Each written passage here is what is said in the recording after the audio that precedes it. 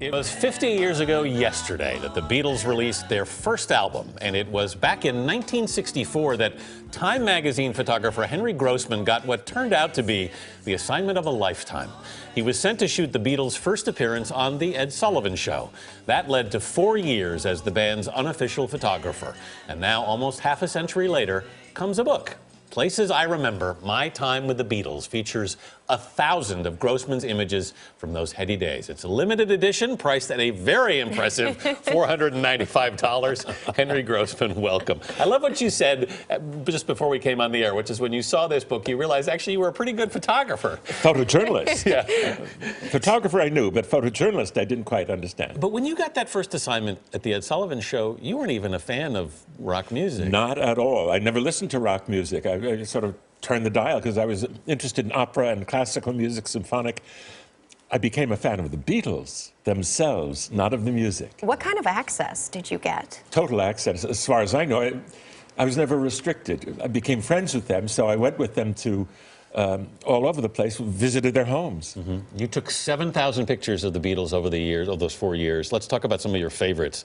I want to look at a photo of George Harrison from 1965, which you say is your most favorite of all these images. Yeah, this was, we were having breakfast in Nassau.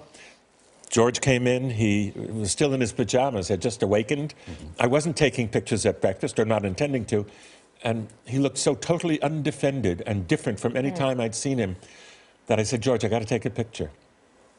And I did. At the same shoot, you also captured Paul McCartney. Not the same, on Help, yes. That was terrific.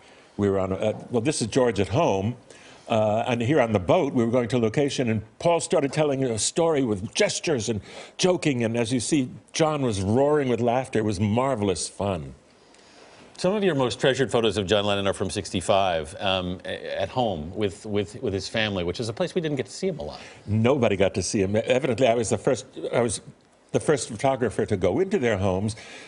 That's Julie and his son there, and Cynthia, his first wife. They'd never even allowed a British photographer into the Beatles' homes. I went over to visit George. George said, let's go over to John's. We went over to John's, and he took his guitar, it was in his car, and Patty came with him. And while Patty and Cynthia were talking about curtains in the living room, John and George started riffing, and Julian started watching. I loved it.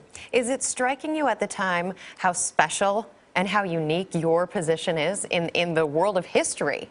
It strikes me now. It did not then. I just was visiting friends. I loved it. I had no idea what that was. Henry, why did you not show these pictures for so long? 7,000 images, only probably a few dozen saw the light of day. After Life magazine syndicated them around the world, after the article ran, I got the negatives and slides back and put them away because I was busy traveling and working. I was going to the White House. I was taking pictures of Broadway shows and all this kind of stuff. There wasn't time for me to do anything. I didn't have a studio, so to speak, to set up with people to publish, and I didn't even know about publishing books at that time. When these came out now, what did you think when you saw them all again after all this time?